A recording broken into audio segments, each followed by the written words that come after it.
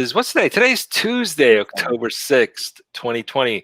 Welcome back to another episode of Dojo Live. We have an amazing guest today. We have Joe Thurman, who's the CEO of InterviewIA.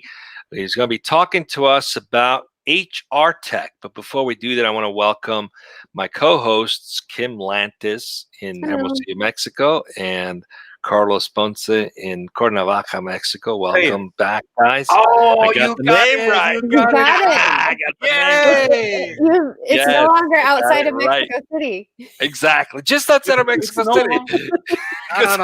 Cuernavaca. I know, right? And Joe, where are you chiming in from today? I'm out of Denver, Colorado. So all right, excellent. Yeah.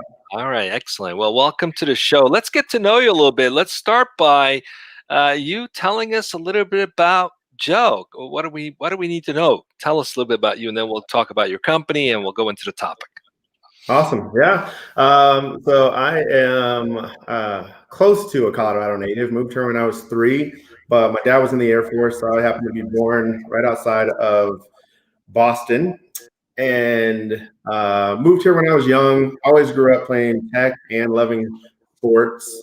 And so just kind of fell in love with the human connection. I'm going to switch to a headset.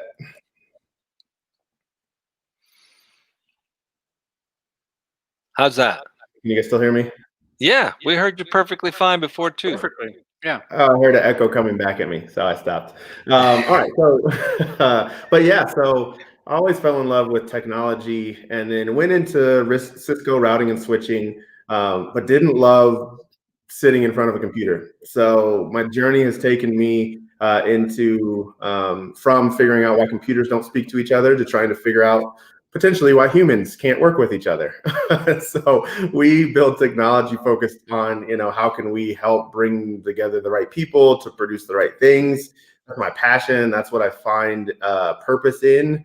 I just, I took the entrepreneurial journey because I just had a day where I realized that the only thing that I couldn't live with was not giving myself a shot to really go after something that I really believe in. And so I have, ever since then, that was almost 6 years ago, been all in on building and building and building and putting my passion to work. And so far it's worked out. So, yeah. Well, congratulations. Great. That's always great when passion comes to life. That's good to hear that. We love those stories. Tell us a little bit about your business, your company, InterviewIA.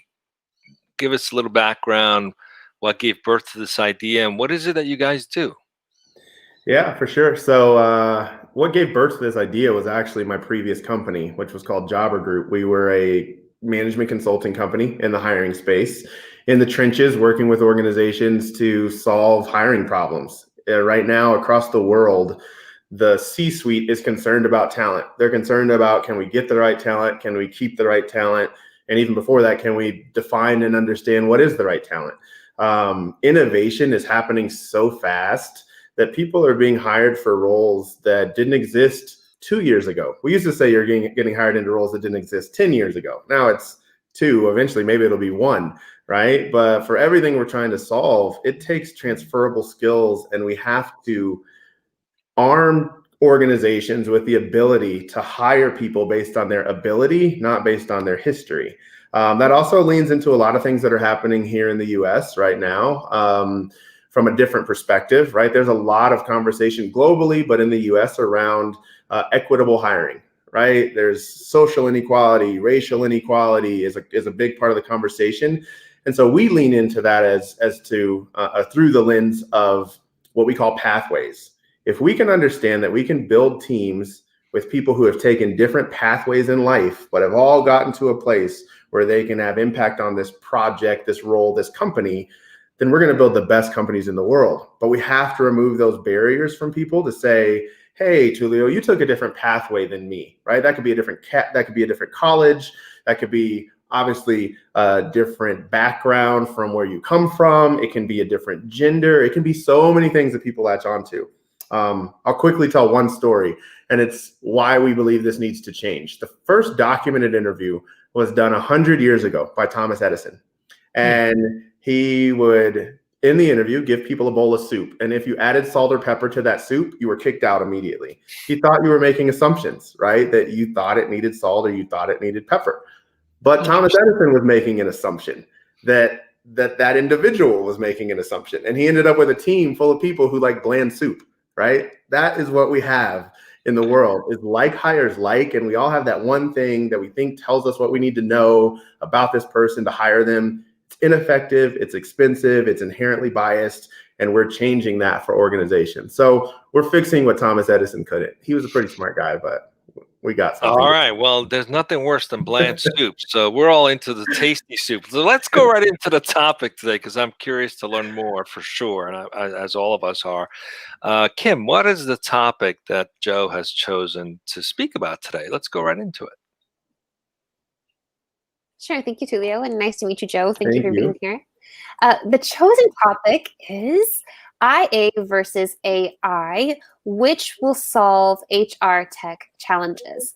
And more importantly, why HR tech should focus on enhancing humans, not replacing them with technology. And I think it's that second definition that's going to lead into my first question. And I think AI is a pretty simple acronym for most people, right? Artificial intelligence. What might not be as widely known is the acronym of IA. So what is IA? I'm pretty sure it's not intelligence artificial. So it is not. No, that's a good one though. So no, it is intelligence amplification. And so the easiest way that we talk about it is driver assist versus self-driving car. There are other terms in this family that relate to IA: cognitive augmentation, machine augmentation. It is really, how can we effectively use technology to augment human intelligence? Real AI is more so focused on how can we use technology to replace humans in any way, shape, or form. And so we lean into that augmented side. And so that's the straightforward answer is intelligence amplification, but it's how can we augment the intelligence of humans and their ability.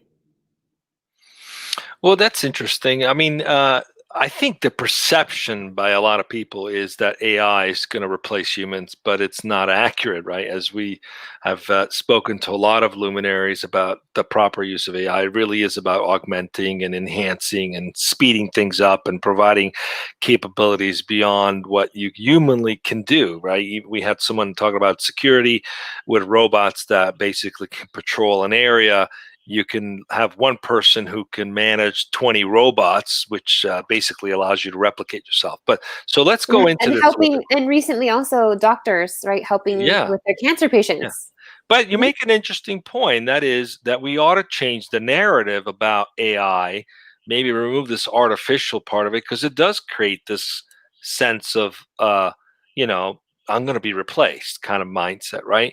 And that's not the proper use of it. It's obviously much broader and bigger than that. There's great value to us as humans to be able to have these kinds of assistance. So let's go back to the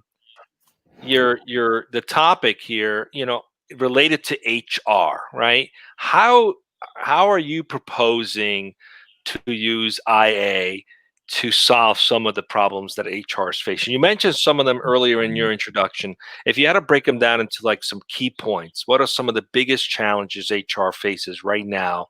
What are those? That's 4 or 5 key points that you think that need to be solved right now that your technology is tackling. So the new normal of remote and virtual hiring, even though people will go back to offices before or in sometime in the near or midterm future, interviewing itself is going to be a lagger on that. We're not going to bring people into our offices and parade them through panel interviews like we used to, even if we're back in the office as a workforce. So the likelihood of interviewing reverting back to its status quo of, hey, come into the office after one phone screen for most organizations, we believe is not where things are headed for at least the next, let's call it 24 months. We say 18 to 24 months. But that behavior shift is super important because now people are trying to figure out how to solve in this gap. Second, it's ineffective and expensive when compared to the outcomes that it produces. Many organizations have high attrition and low performance. That is directly correlated to bad hiring outputs, right? And so you have to solve that. It's inherently biased.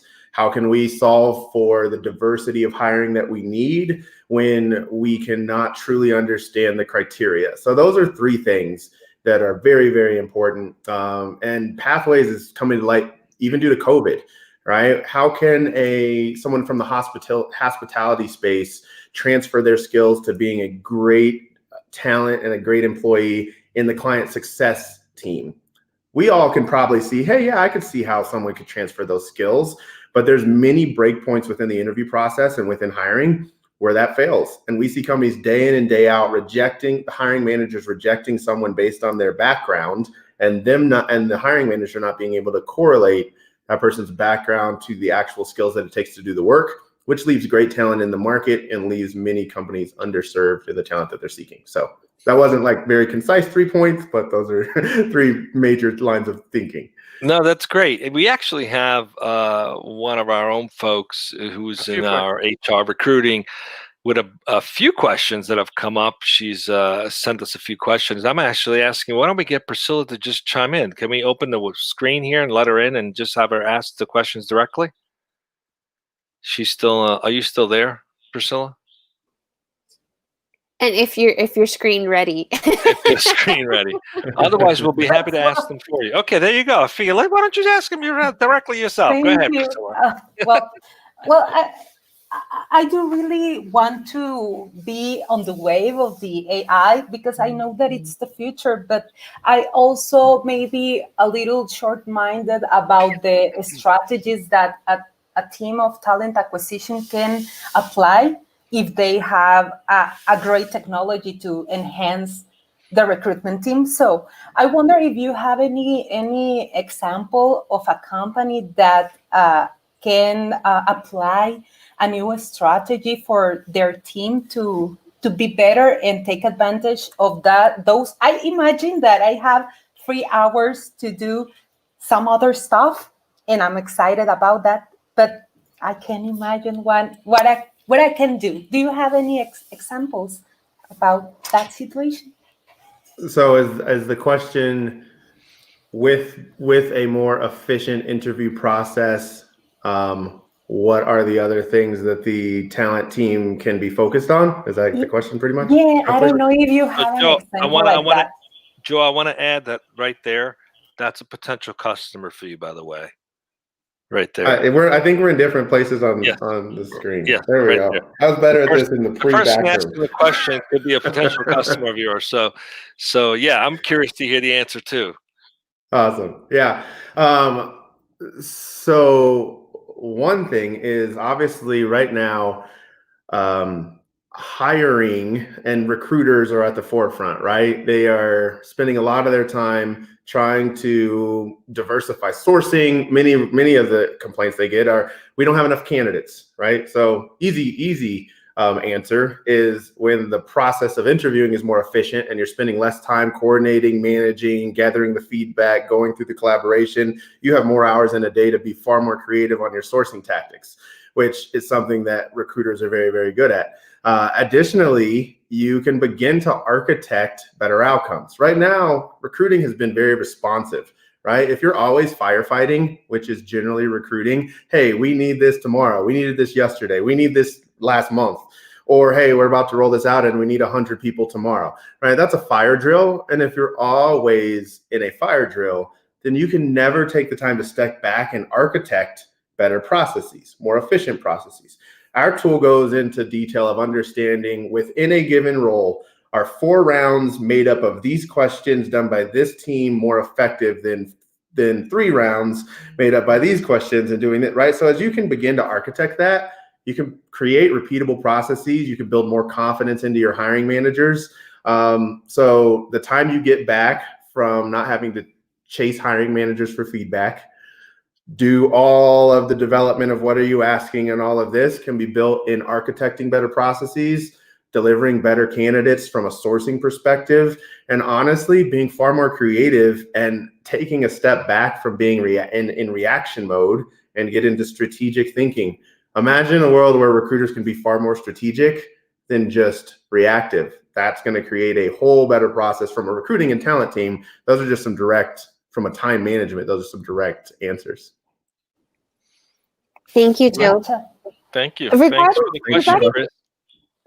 Sorry, Tulio. Regarding InterviewIA, your system, what you offer, is this a sheerly kind of, I do the inputs and you track it and kind of give me the outputs, or do you have some type of intelligence augmentation or perhaps consultation on your side that can help recruiters also discover what these questions are that we should be asking, what our ideal outcome is? What's that process look like? Yeah, no, great question. So calibration of questions and the indicators of those questions. So our question format is, there's a question, there are positive and negative indicators. So tell me what to ask, tell me what to look for, and then there's a scoring system. Tell me what you saw. We are calibrating at every single one of those data points to see which questions are effective, which questions are ineffective. One of our statements that we say is intention behind every question and data behind every answer. It's one thing to just ask a question, right? And say, what was the intent behind that? You know, we've heard very funny interview questions. If you could be a kitchen utensil, which would you be? I mean, I don't know, a spork maybe, so that I could be multitasking at times. I don't know what's the right answer, right? What were you saying, Tulio? I mean, seriously, people ask that question. You know, Yeah. there's some parts of the world where cultures like even in India, the Brahmin caste, they eat with their hands. So that wouldn't even be an appropriate question to ask. Totally. On a global scale. People come up with these questions. Well, here's what happens. A chopstick or a fork? Yeah. I mean, yeah, Who chopstick. sits around I know, and comes up with these questions? Seriously. Well, this is what happens, right? What's the intent behind that question? And if you don't know what the intent is, it's probably not a very good question. Totally. That's exactly it. And that's definitely an extreme example, but it's a real question. I'm not making that up. And the interesting thing is what happens, people get in interviews, right? So you're going through an interview. If you do that all the time, an interviewer gets bored. That's genuinely, I think, what happens. So what do? They start Googling creative interview questions, or they Google this, and they start to drift away. Not only have you started to come up with strange or odd interview questions that we have no idea what they intend to measure, but what you've created is that candidate number 10 has gone through a completely different interview than candidate number 1. Because I got bored. The candidates didn't get bored. They were answering the questions as given. But now we've created something where maybe the interview got better. And so I liked candidates 7, 8, and 9, but maybe I really was interviewing very poorly with candidates 1 through 6. But now my outcome is, yeah, I really liked, whichever candidate was candidate number 8. And it's really one other thing we say, which is a big part of how we coach interviewers, is take the lesson and leave the story. It's super important. Most people take the story and leave the lesson. Right? We went through, hey, I'm an Air Force brat. I basically grew up in Colorado. I like to snowboard. I like to do this kind of stuff. So now let's say that all comes up in an interview. Friday, you ask, hey, what did you think of Joe? Oh, the snowboarder who grew up I love that guy. That's the story, right? That's what we all retain, is the story without any intention behind the questions in any context. And it continues to go. And think of how expensive that is throughout an organization when that's how we hire. Because I added salt or pepper or did not add salt or pepper to my soup. It's the same thing. It's very interesting. So here, I love it, because the truth is, you're flipping it, which I think we all kind of know, but forget and don't accept, is that the truth is the responsibility is mine as an interviewer, not necessarily yours as an interviewee, right? To offer up this great service, to have an element of, I think, consistency, right? And to remove any other variables that might otherwise affect someone's performance for no fault of their own. Totally. Going into this question of diversity, well, first of all, you mentioned how your product can help minimize bias. Mm-hmm. But before we talk about minimizing bias, I think it's important to talk about why bias should be eliminated in the first place. Like, why is diversity in the workplace important? What are we missing out on if we're not even aware of our own bias? Mm-hmm. Great question. So naturally, like hires like, and we say that, right? You hire someone you're comfortable with, you hire someone that you can relate to. It's not the interviewer's fault. We all do that when we're not given some other structure or something else to measure. So we have to begin to move people away from that. If any of us on this call think of the best teams that we have been on, those teams were not necessarily teams where everyone got along and we all wanted to go out and get a beer together or a drink or anything. They were teams where there was mutual respect between the team members, right? And I respected why you were there and you respected why I was there. And it created this healthy friction that created great ideas that then created great products. That comes from different perspectives. Different perspectives come from different pathways, like we talked about. Different pathways come from different backgrounds. So if we can begin to do that and understand that when we can understand the different criteria and measure, do you have the skills and ability and the growth potential in this role? And then do you bring a different perspective? We can solve problems like never before because we will have a good lens of what's the problem we're trying to solve, and we will have diverse ideas. That's the simplest way I can put it. Diverse perspectives create better outputs, and there's a path to how you can architect that when you're building a team. Does that answer your question? I mean, yes, I think it does. And let's kind of get, if you, as far as you can, the intelligence behind what you do at InterviewIA to help actually create these pathways. How does it work? Yeah, so there are two things that we talk about. We talk about jaggedness, which is an understanding that all humans are individuals. And so as much as we like to categorize people and say, hey, I love to hire people who have an IQ of 103 or whatever, what makes up that IQ for every individual who has that exact same data point is different. There's a research paper about how the military used to design aircrafts for the average pilot. Average height, average shoulder width, average arm length, there is no human on the planet who aligns with those data points, right? I might have broader shoulders and be slightly shorter. I might have longer arms, but shorter legs. But when you average it all out, you have created something that doesn't exist on this planet. Yet for hiring, we always try to look at, can I get above or below average? Because we want to categorize people. So for one, we look at, can we use data to understand the makeup of individuals, the attributes that they bring to the table, and then can we create scoring and weighted information behind that? And the second is context, and it's the methodology behind the questions and the data that we create from the interviewer. The interview process is a black box. No one knows what happens in his head once we go in a room and I ask all the questions. So for starters, we capture data that no system currently captures through enabling interviewers to, in a more automated way, insert what they're seeing, what they're hearing. What did they ask? What were they looking for? And what did they see? That creates data that helps us to change the way that we approach this. And we are slow rolling the process to IA to really start to use machine learning, deep learning, neural nets, but we don't want to build biased technology. Right now, we need to focus on true data. So, is there recording involved in that? Like when we're doing the digital calls where you record it and then the intelligence picks up on keywords and conversation blips and I can come back and, oh, I remember we talked about this and I really liked it. Or is that a feature or features that you offer? So our earlier versions did that. We do not do that now. So it's in the category of HCI, human computer interaction, right? How are you going to interact with the computer? You can record it. We've done that. Linguistics is something that is very interesting. Understanding linguistics can tell you tone, can give sentiment analysis. Was Joe angry? Was Joe not angry?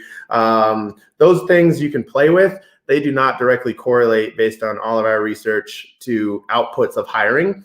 So now how will we change that? Will we record and will we make sure that you don't have to use a system to insert that information? In the future, yes. But for now, it's still done through standard this or laptop with the human entering the information. It's a very, very important part of the process to not overstep and just do something cool, but to do it the right way, in our opinion. Well, it's interesting. I would say it's probably fair to say that maybe senior executives are a little disconnected from the recruiting process because that's a more personal relationship when hiring at those levels. And whereas managers who are potentially hiring 10, 20, 30 or more people, I can see, it's repetitive, right? So you start to get bored and you entertain yourself with different questions and you lose out in capturing the best. So in building this, we're coming up on time too. In building this, what have been some of the hurdles you've had to overcome with companies, and what have they learned with the implementation of this technology about themselves that they didn't know before? Are they discovering things about what's been broken? Are they addressing them? How is this enhancing the whole process, not just for hiring managers, but also for senior executives, giving them better visibility into perhaps reality of the hiring process? Can you share with us as we wrap up any success stories or things that you've seen work very well? Totally. I mean, so we do have the success stories of changing attrition numbers and lowering costs and all that. But I'll just tell a story of one of the first data points that we saw that we really didn't even know we were creating, and it's hiring manager performance. How good or bad hiring managers are at scale is really, really telling and really important to executives. We saw with one of our initial clients, just buckets of hiring managers. Some skipped half the questions. Some scored everyone as great. Some scored everyone as bad. Some asked none of the questions. Some asked all of the questions. Within that, you start to question simple things. If we have hiring manager groups who, regardless of the candidate and regardless of the interview that they are handed, they recommend everyone. Why is that person involved in the process, right? They're not adding any value to the process, yet we are spending time, money on those people being involved in the conversation.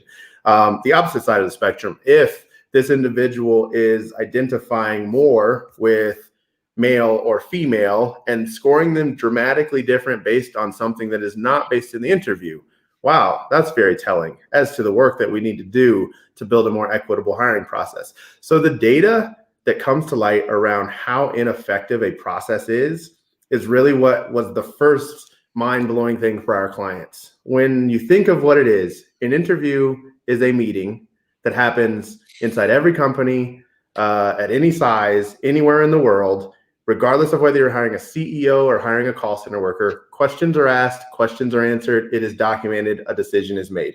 It's really that simple. Maybe you do whiteboard sessions, but if something is that repeatable, you can use technology to make it better. And so that was one of the biggest things that people saw is we can actually add process, efficiency, data, and management. This old saying, what you don't measure, you can't manage, is very, very applicable to this, and a very straightforward data point that was unexpected, but very powerful for companies at scale to understand.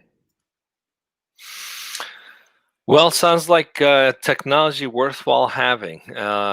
Very timely for sure. So it's been a pleasure to have you. One final question as we go.